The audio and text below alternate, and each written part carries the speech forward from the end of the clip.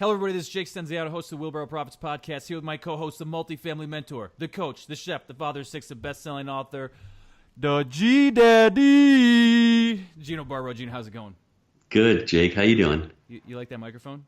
I like it. I like the picture. If no one on YouTube, he's got a nice background. He's in a beautiful, brand new house, and No, this is the reason. This is the Wheelbarrow Profits Southern Command, the new WBP Southern Command. I love it, baby. So this is the first episode from the new command station here, though. So you Yep. feeling it? I gotta get some notes back there. You can tell I don't read like you, right? Well, I see the Steve Jobs back there. I see the picture of Steve Jobs. I know he's one of your boys. That's him, right? You got Arnold next to him. Yeah, Arnold. Yeah. You got Ayn Rand next to them. So well, I mean, you read. Mastermind. That's my mastermind right there. You're just an Audible guy. So I mean, like I'm the old school CD guy. Give me the CD. You're the Audible guy. So that's okay. Yeah. I'm feeling it. So today we have a special edition of the Wheelbarrow Profits Podcast. We're going to discuss exactly what we buy and why we do it. And I guess part of the reason is right here, so I can have a big ass office, right? Oops, bleep, bleep. So Mr. G Dad, you ready? I'm ready to go.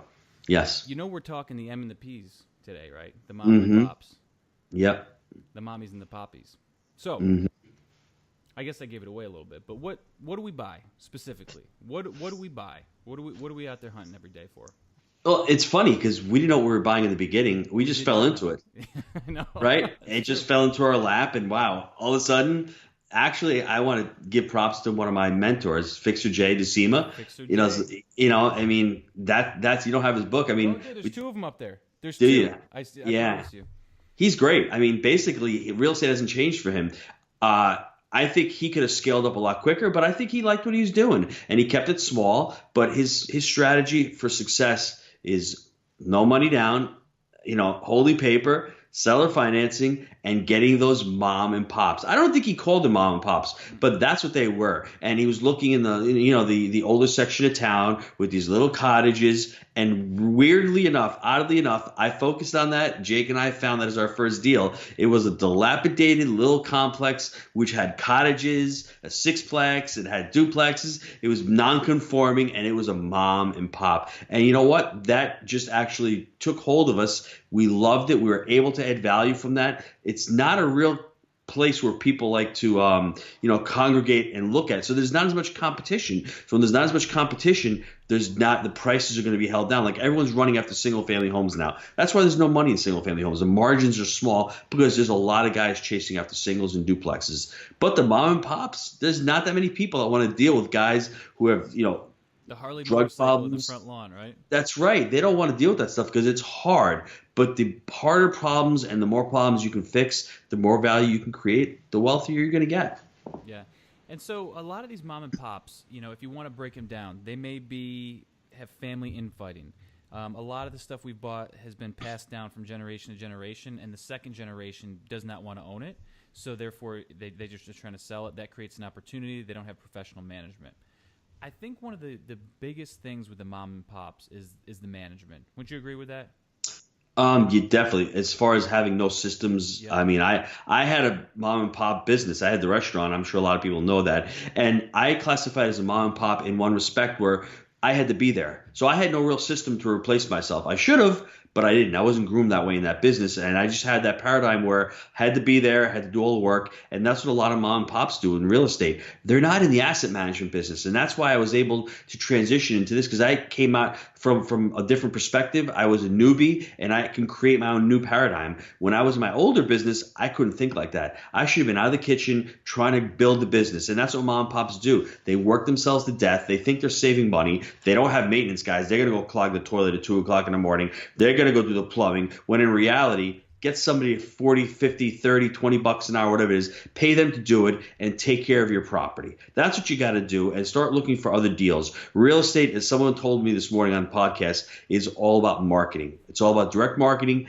getting new leads, getting new deals, and managing what you have. Not going out there and doing what I did in my business. I was working in the business. I wasn't working on the business. Right, Jake? And then, no, that's right. And the next level for mom and pops, after they get burned out, they say, you know what, I'm going to hire somebody. And what do? They cheap They cheap out. I was gonna bleep that one. But they cheap out, and they hire the maintenance guy / leasing agent with no organizational skills. And we've seen that so many times. And this guy's running around like a chicken with his head cut off, thinks he's got it going on, but he really doesn't.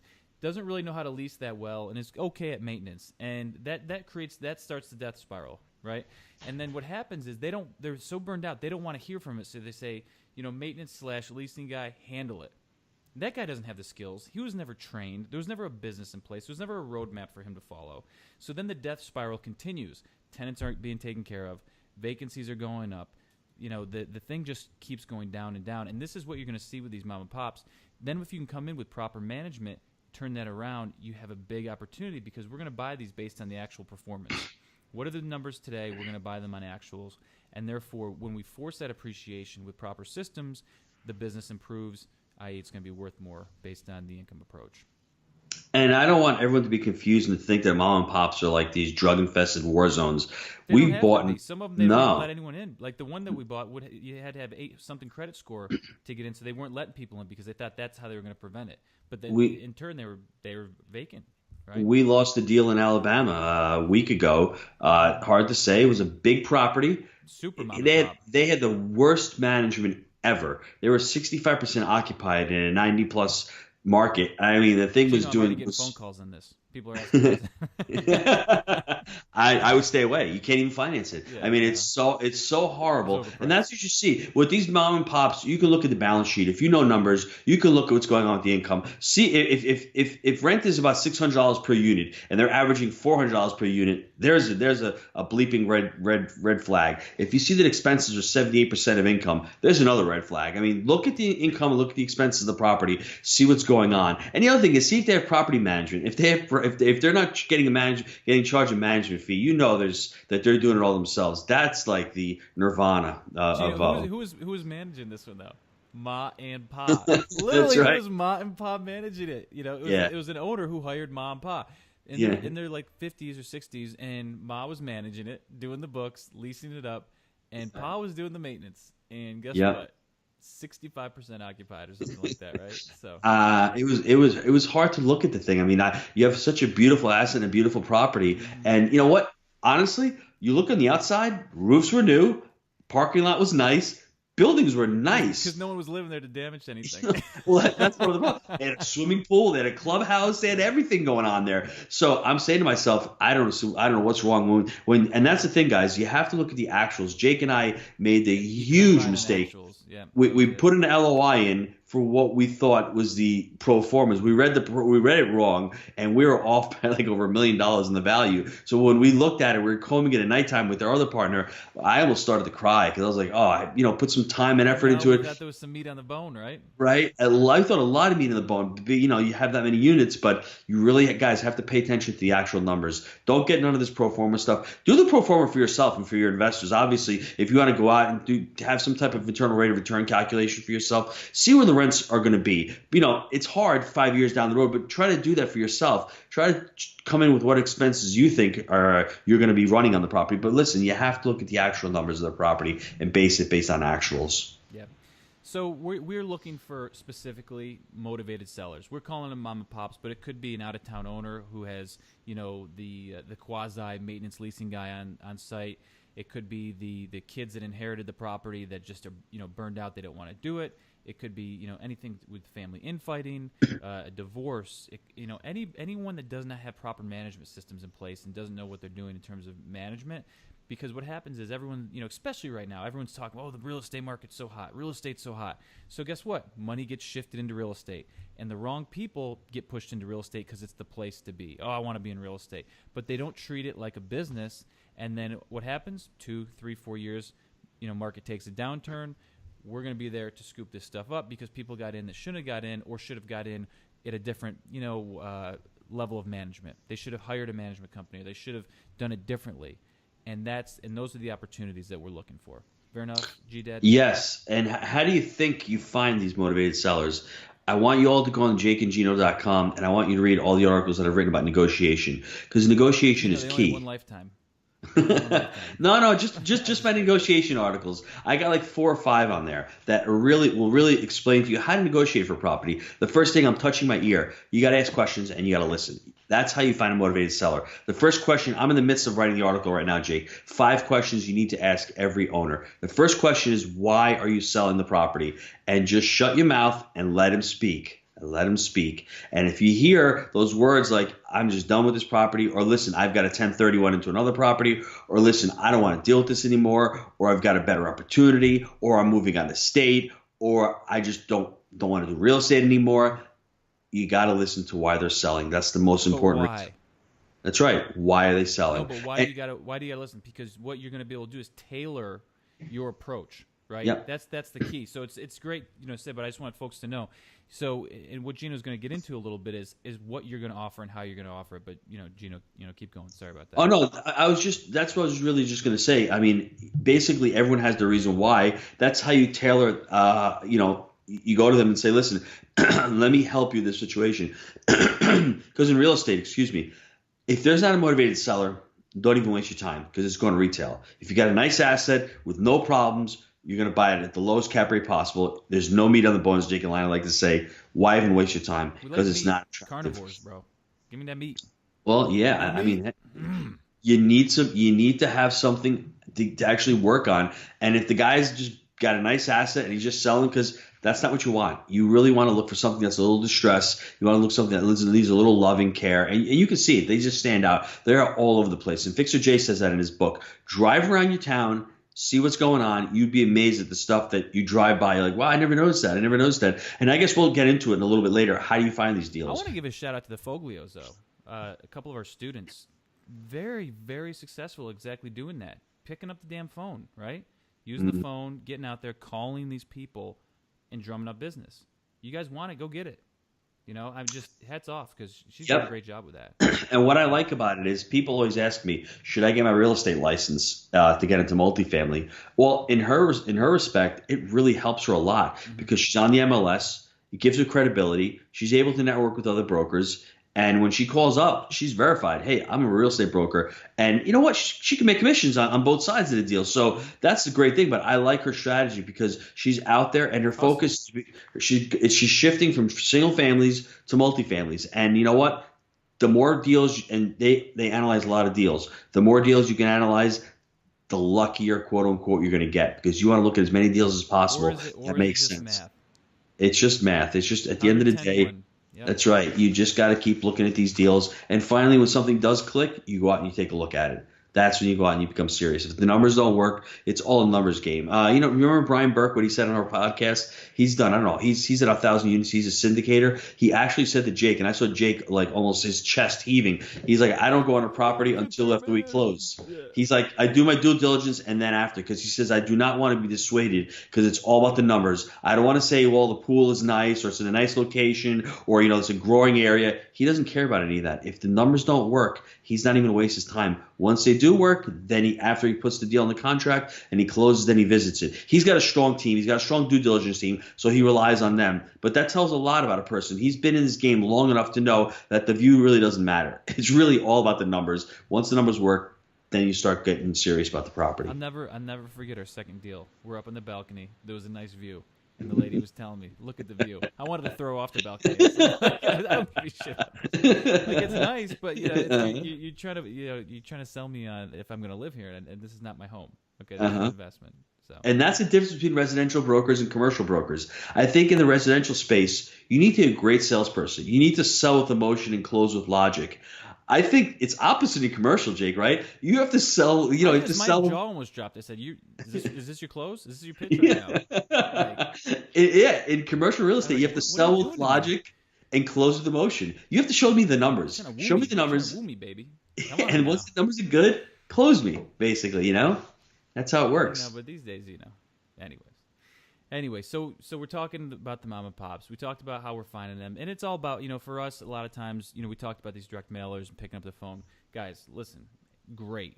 Get your hustle on, go get it. Especially in the beginning. A lot of our stuff, these days has been coming through broker relationships, but it's at the top right now. So there's not a lot of meat on the bone on these deals. So you got to be patient. Wait for your pitch, right?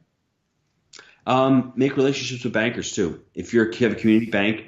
try to go out and meet bankers because if they have a deal in their portfolio they're trying to get rid of, or that's not quite in foreclosure and they're trying to get rid of it, you can get a deal through them. Talk to mortgage brokers because mortgage brokers in the market, they're basically have deals come to them or they got stuff coming off market.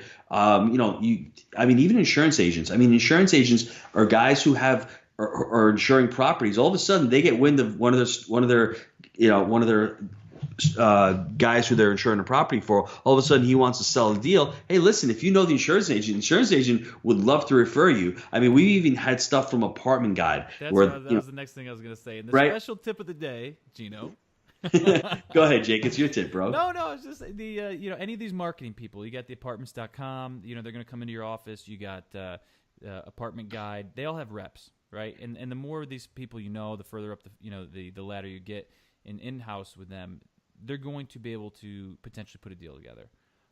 We've gotten some leads from these guys before because they know we're hungry, and we've asked them, hey, and we asked just about everybody. Our banker, we even though it was a little bit into a war zone, we didn't want to go there. He still brought us a deal. We went and looked at it. It wasn't the deal for us. The apartment guided guy brought us a deal. Unfortunately, couldn't get the numbers to work. But what did we just say? 110-1. You look at 100.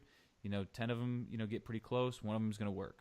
It's a numbers game. The more you pump through, the better chance you can have finding one. So. And I just was on LoopNet today. I found a deal in St. Augustine. Texted the broker. I want to get a call from him. Mansions, okay? You're looking at the beachfront. No. This is 360. I think it's 360 units. It's nice size property. I mean, the listing is terrible. I didn't know what it was, but I gave him a call. You just got to call, and if that deal doesn't work, hopefully I'm on his radar. But the key, guys, is. The numbers is like $1 million in NOI. But it's on MapQuest. I just can't figure out where the property is. Yeah. But what I want to say is we're going to talk about the credibility book. But for the way you guys are going to find these deals is you have to convey to the broker what you're looking for. I mean, they know. That's why we're the mom and pop kings. They know what we're looking for. And the best compliment is when one of our brokers comes to us and goes, I got a mom and pop for you. So, I mean, they know when they see that dilapidated property with 72% in expenses, they know that we can do work with it. They're like, Jake, I got a deal for you. It's mom and pop. So at least let them know. They know where the guys take it down. Yep. So. All right, so we talked about what we're buying, how we're finding them. It's all great, but why do we do it? What are we doing here, man? What are we doing? Number one, I might love it. The reason I got in, high yields. What is high yield? What does it mean to you? Well, what does it mean to me? I mean, I was just thinking cash on cash return. In the very beginning, I just wanted to make money on my money. I put $10 down. I want to get $1 back. I wanted to get 10% cash on cash. And I was like, wow, that's great. There's so many aspects to that. The leverageability of real estate is just amazing. You can buy a $1 million property with $200,000, control a property for $1 million with only $200,000. You get all the benefits of that $1 million. You get all the depreciation. You get all the tax write-offs. You get all the appreciation. You get all the cash flow from that, and you're actually controlling something. Not many industries or businesses where you can leverage that kind because banks know that they have an asset, so they're willing to lend 85% of the value of that property. So that tends to yield high yields, and multifamily is where the money is right now. People are realizing that people need a place to live. As you're seeing online, I was reading the article today. Look at what's happening to the retail sector. They are getting slaughtered. Payless, Sears. Don't you bring it up. Don't you say it. BEBE. I mean, they're all Don't BB. you say the Shack. Oh, baby, you saw. I posted right back at you, bro. Don't you talk about my Radio Shack, man. They've been in a death spiral for years, bro. For years. They were in a death spiral when I left. Okay. Yeah. That's what happened. No, yeah. But you killed me. This one's really personal to me, though. The high yield is really personal because it's so much a part of my story. And I was a sales rep. For the folks that listen out there, I used to be a sales rep selling vaccines and whatnot to doctors' offices and hospitals. And I had more. I had more. There was 40 hours in the week. I had more time. So I was like, I want to make more money. So when we say high yields, okay, what can I do to make more money? I had a ceiling on, basically above my head with the vaccine company because at the time they were doing this quota thing where they were only, promoting certain people that fit a certain, description, and I didn't fall into that. So I really had no way to get promoted within the company. I could job hop, but I said I got to do something on my own. So I was looking at things like franchises. I remember I was looking at this organic vending machine company. I said I've got to be able to do something to generate more money. And what I found out was that I could own apartments. I could hire people. We could create a business out of this, and I could still work. And so that's why it's just so personal to me, because I knew there was money to be made there, and I knew if we could make more than 10% on our money, I said that's great. We were making 1% at the time in savings accounts. So that's why that one's just so personal to me, because it was really my why in the beginning. I wanted to do more with myself, and it gave me the opportunity. So multifamily, baby. Let me get personal for a second also on why I think me and you chose this. I don't want to say that some industries are hard and some aren't, but Jake and I both did really difficult jobs. I worked in a kitchen 60 plus hours a week. That was hard work, dealing with the heat, dealing with the extreme elements, dealing with people screaming at you, being under pressure every night on the cooking, dealing with employees, dealing during the holidays. People want food in 5 minutes. That's a hard job. Jake used to be a mover. Okay, can you imagine being in the moving company and having baby. that is the hardest job on the planet. That is difficult, strenuous, long hours. That is hard. Now, I'm not knocking multifamily as being less, but we have to both admit that there's less hard work involved. I mean, it got to be so physical in my job. I'm in my 40s. I didn't mind it, but I'm saying to myself, can I keep doing this when I'm in my 50s or 60s? I just can't see myself doing this. Multifamily is different for me. It was, for me, I love to network with people. I love to talk to people. I love to solve problems. I love to use my mind. I love to get out there. And you can do this when you get older. You can do this part-time if you want. My job, my business, I was a full-time gig, man. And that was, you work, you get paid. You don't work, or it snows, you don't get paid. You still work the same amount of hours, same amount of stress, and you don't get paid. So that's one of the reasons, another reason on top of the high yield, which attracted me to multifamily real estate. Yeah, no doubt. It's like one of these things where if, like you're saying, you're making money while people sleep. And I think that's the coolest thing.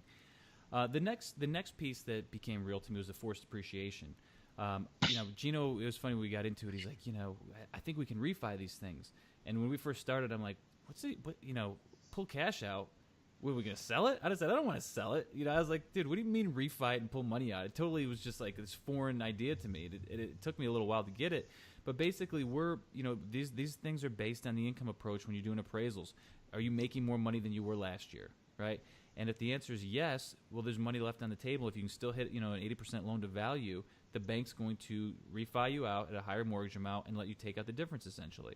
So it's a really beautiful thing, and we've used it very effectively. And the way we're forcing appreciation is we're buying the mom and pops, we're going in, we're gonna clean out the exteriors, we're gonna basically get the units up to market rents with our two-tone paint schemes, our modern affordability.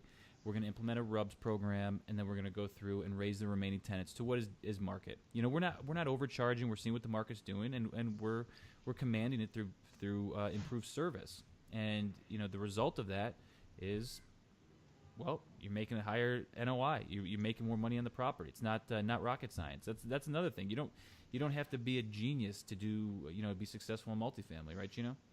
Yep, and we've gotten into a couple battles with some students and some people on Facebook.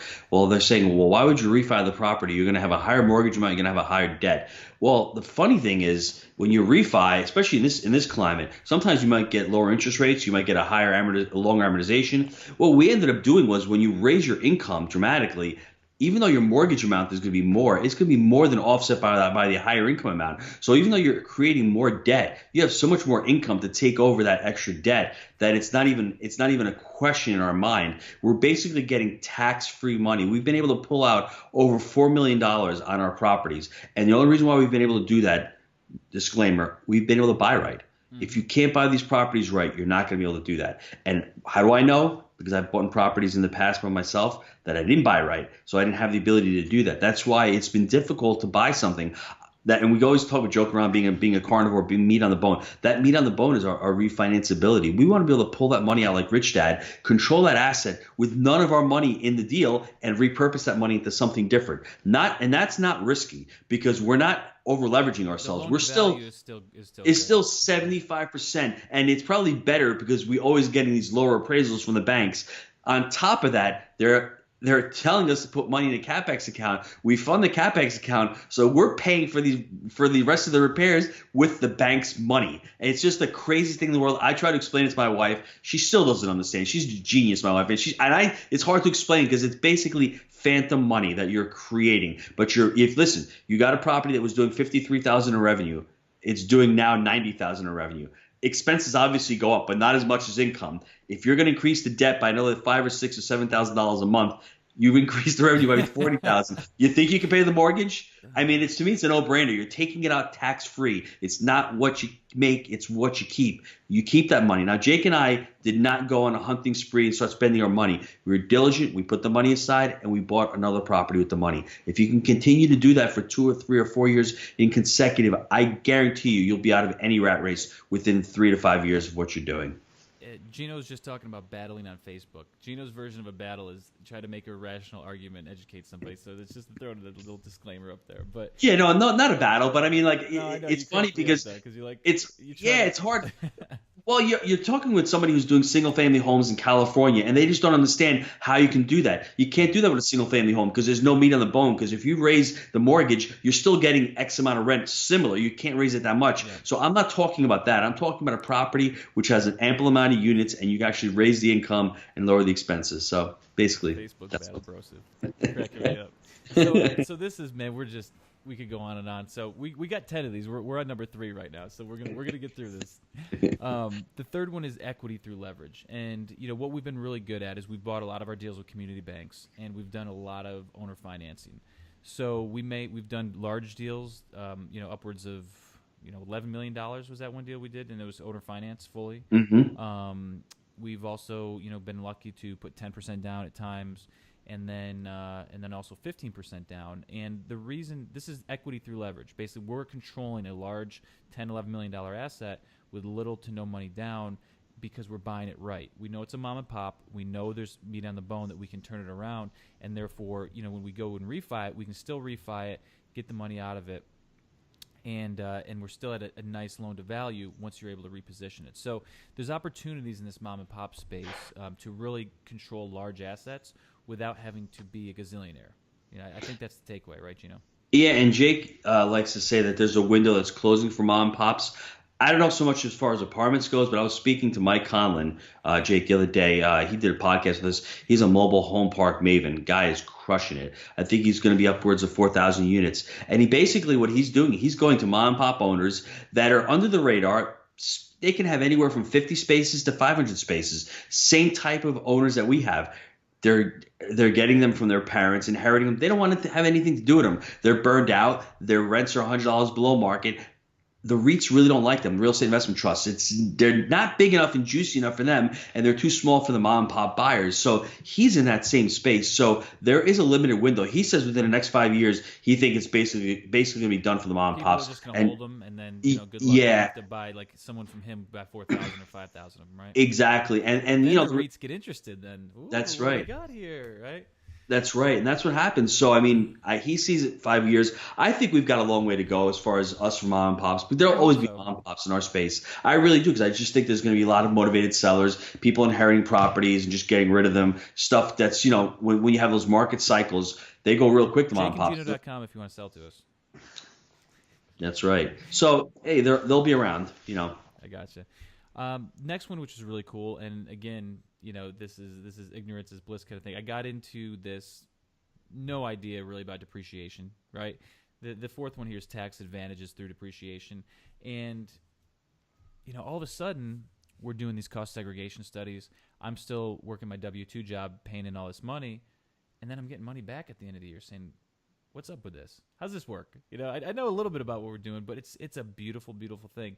If you're paying in and you're buying large assets and you're depreciating them, you're getting money back at the end of the year, and or I guess it's in the beginning of the year, right? And it's a pretty sweet thing to really help reduce your taxable income at the end of the day, right, Gino? I'm going to keep it short and sweet, Jake. Go listen to our podcast with Tom Wheelwright from Provision. He's one of the Rich Dad advisors in accounting. We did a podcast with him about 3 months ago. go on our show and listen to that podcast. It was really entertaining, really informative. Talks about taxes and why taxes are written. They're made and created to stimulate behavior, and cost segregation is one of those behaviors that the government wants to stimulate. They want people to invest in real estate. So go and listen to that podcast. It will open your eyes. And you're like, no wonder why there's so much wealth created in real estate, and no wonder why lawyers and doctors want to get into real estate, because they want to wipe off some of that taxable income. So go listen to Tom. He makes a lot of sense, and it was just a great podcast. So next one is really, really interesting to me. I'm going to talk about a few things. The next one is hedge against inflation. I'm going to talk about hamburgers, and I'm going to talk about my last job. So I got into the pharma vaccine world. I think it was like 05, 06. And basically, after my second year, till I think I was in it for like 8 years or something like that, I made $100,000 every year. Maybe 97, 98, maybe 102. It never went up. And I was looking at it, and what I realized is the company was basically manipulating commissions every year so that they just basically hold you. They might give you a 3% bump on your base salary, but then they were kind of tweaking the commissions and basically keeping everyone's salary stagnant. So the beautiful this is the next piece to it. I've been shopping for hamburgers for a long time. Hamburgers were a lot cheaper 10 years ago, and I know that. So when you're talking about inflation, look, things are going up. Hamburgers are not. Chicken too. Chicken's through the roof. Bro, organic meat, organic chop meat, bro. $8.99 a pound, bro. Used to be what prime rib used to cost. Now you're lucky if you get organic chopped meat for $8.99, bro. Right. So the point that I'm making is 8 kids, 3 pounds of chopped meat every meal. You're talking $30 for hamburgers, bro, for lunch. Killing me. Cheap. Nope. So the point is, when you're not in control, when you're a W-2 employee. They may say, hey, here's the raise, but are you really, at the end of the year when you're looking at, are you really making more, right? Because I know for me, I wasn't. If you're not in control, you may not be making more, but now we know we're in control. Rents are going up 3% each year, okay? Therefore, at the end of the year, we're going up, we're keeping up with it. We're not necessarily making more, but we're keeping up with inflation, and we'll make more money next year than we did this year. So when the hamburger goes up, we're okay. That's important. That's a big thing. And, at the end of the day, you guys got to really be looking at that. The big thing that was perpetrated, I guess, over the last 8 to 10 years is they've printed so much money. Mm-hmm. And what happens when you print a lot of money and you throw it into the economy, it's got to go and chase returns. Happened with oil, happened with gold, happened with commodities. And as far as physical assets, they've gone up. Wages are stagnant. Money doesn't cost as much. It's not worth as much. The rate of inflation is a joke. It excludes, I guess, food and energy, I think. Those are the two components we use the most. So when a dozen eggs 10 years ago cost $1.99, now a dozen eggs are organic. Data at that point. Yeah, it's $4.99 for the buy those. So my point is there's so much money out there. The W-2 employee has been hammered. His taxes are going up. Guys who own physical assets like real estate, that's where the money's flowing. Those physical assets have appreciated in value with the inflation. And that's why people who own real estate get wealthy and have gotten wealthy over the last 10 years. I hope people resonate with this. And I think we should talk more about like chicken and hamburgers in the future. But we'll see what happens. So, next one is scalability. We hammer the single family home guys quite a bit over this because it's much easier to scale, and just easier. We're not saying you can't do it, but I'm telling you right now, it's easier to scale when you're buying 50 units in a block, 100 units in a block, 150 units in a block of apartments, than 1 unit here, 1 unit there, 1 unit over there, and you're driving all across town. It's as simple as that. You can hire employees quicker, you can ramp up, you can create a business much, much quicker and easier when you're doing larger apartment complexes versus single family homes. And let me point this out also. This might not be too obvious, but for us and for me especially, it hit home. When we did our first deal, we were both working full time. We could do multifamily part time. We got our first 25 units. Jake was working full time. I was working full time. We got our next deal, which was 36 units.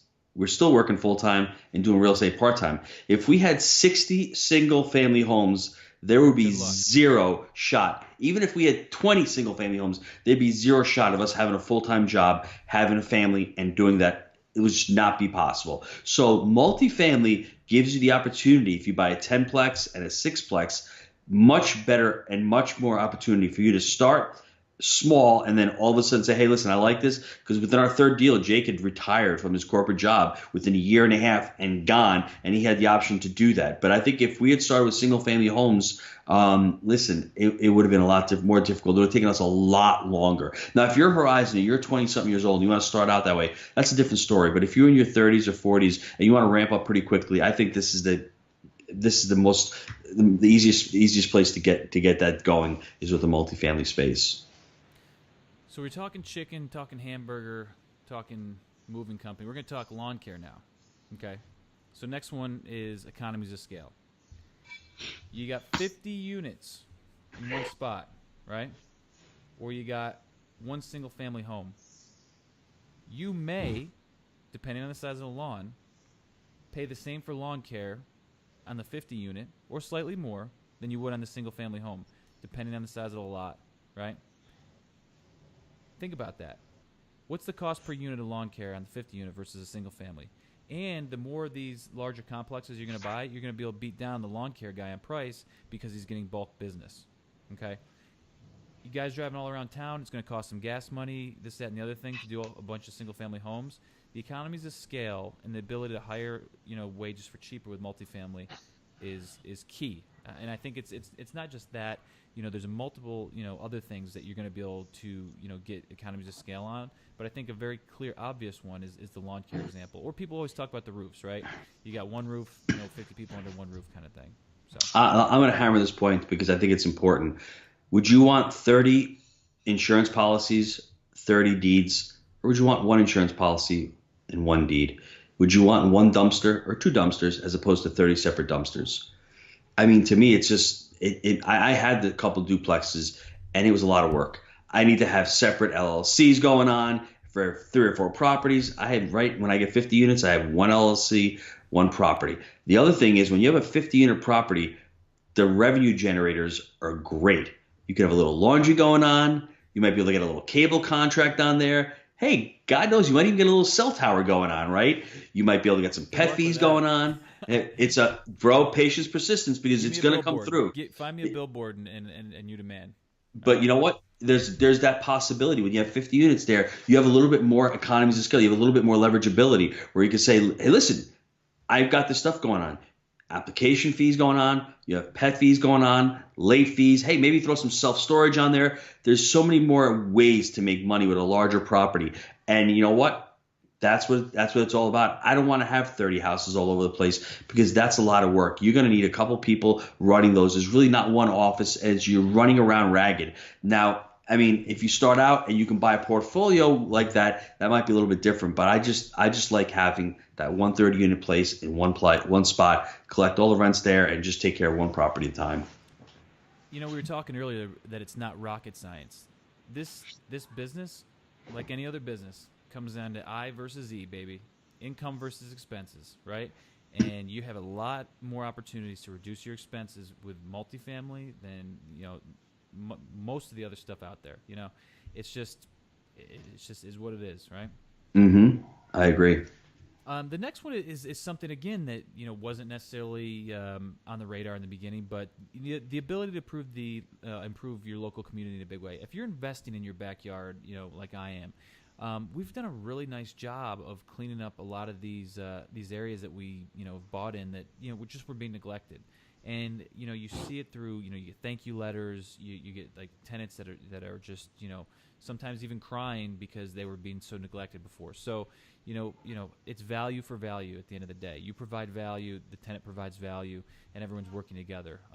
So I just think that we've told multiple times about the different stories we've gotten from the mail lady and the tenants coming in the office, but you really can not only do well for yourselves and your family by making money, but also you're doing a good thing for the community by cleaning these properties up and doing the right thing. I've said this multiple times, but I think it should be said here also. The more people you can service, the more effect you're going to have on people's lives. So would you rather deal with 10 single-family homes, affect 10 people, or one 50-unit complex where you're dealing with 50 tenants? So the more value you can bring to those tenants, the more money you're going to make as an entrepreneur.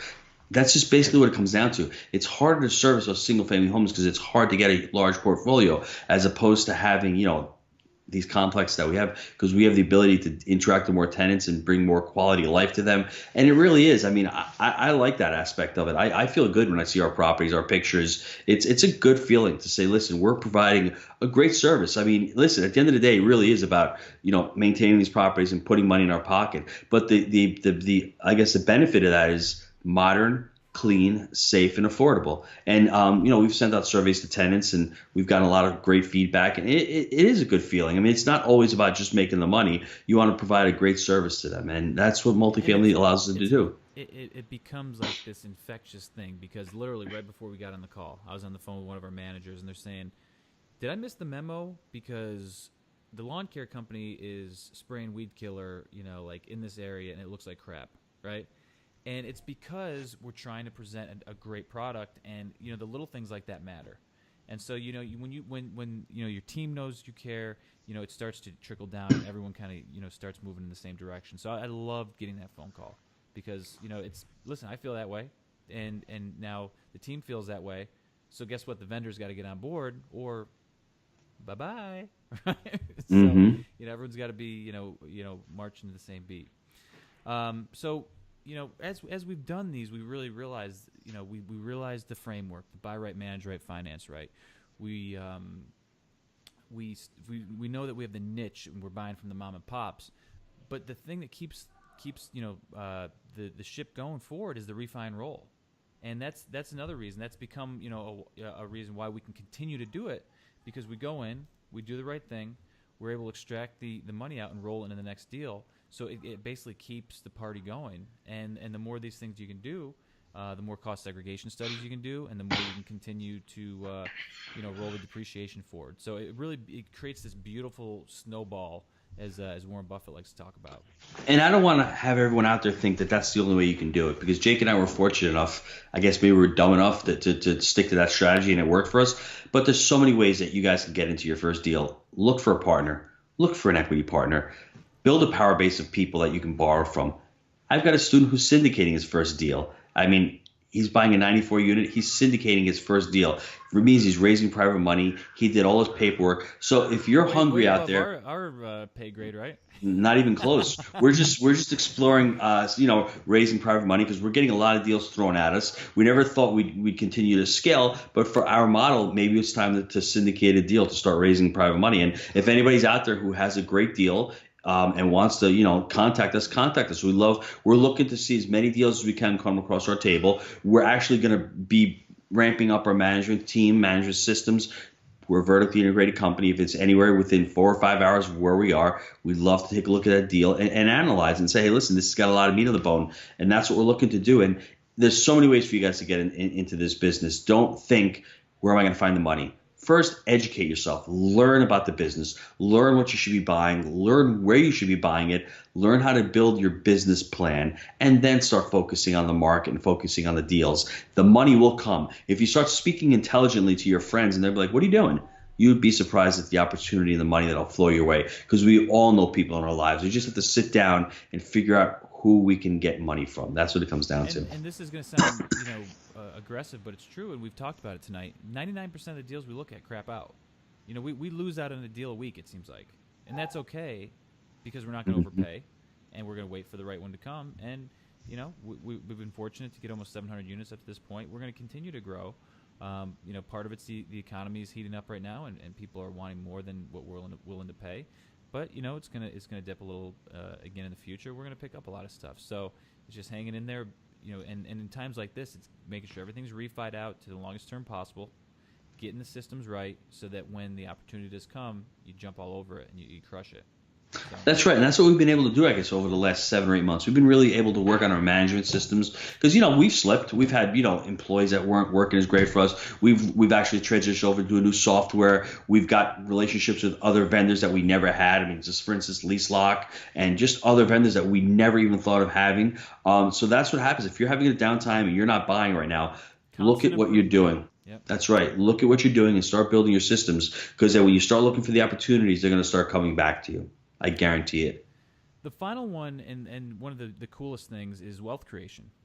you over time, we talked about the tenants, are basically, as a landlord, you're making money in your sleep. But, if you're leveraging these properties over time, those mortgages are getting paid down 15, 20 years out. You're going to look and say, holy crap, we got, $40 million of debt paid off. Whoa. Right. And then it becomes real. And then that debt's getting paid down. We're buy and hold. We're looking to hold this stuff, for a long period of time. So it's going to, going back to the snowball, it's going to create a massive amount of equity over time. So, and that's the real difference between multifamily and I think single families or any other type of real estate strategy. You're looking at high yields, cash on cash return. You're looking at depreciation, which is it's a non-cash expense, but it's a rate of return on your money because you're lowering your taxable income.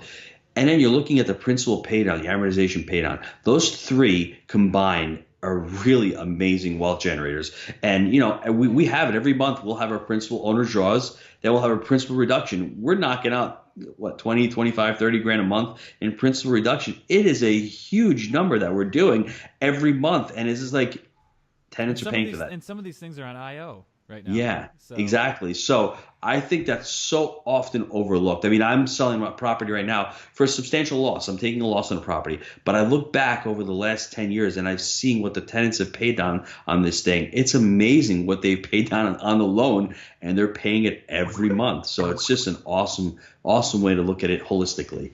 All those components put together. And that's why we did this show tonight, because we want to say, guys, if you're looking at it on the front end for the yield, that's great, but you got some good stuff coming to you, right, Gino?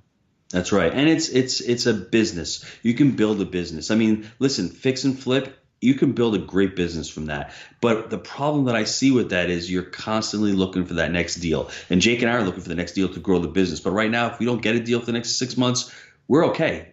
Next year, we're okay because we have cash flow, positive passive income coming in every month, paying our bills, and our management team and management company is billing out extra. So we've got the business, we've got the passive income. That's what's really attractive about multifamily. Totally. And guys, as always, I want to thank everybody out there for making the Wheelbarrow Profits podcast the #1 multifamily podcast on iTunes. Thank you, G-Dad, for bringing the pain as always. And if you guys have found value in the show, please go on, give us a like, give us a review on iTunes. We really appreciate it. It helps grow the show. Mr. G, anything else today? I guess, and the only other thing is if anybody's got a deal, they want us to take a look at it, Gino at jakeandgino.com. I love to look at deals, give you my 2 cents on it. If you think you've got a great deal out there, I mean, we're looking for anything 50 units and above, but if you've got a deal out there, you have any questions on it, let me know. I'd love to help you analyze the deal and see if it's right for you, because I want people to limit their downside risk and I want them to buy right, because if you can buy right, you'll enjoy the business so much more. Amen, brother, man. Hey, keep it real. I will. See you, man. Ciao.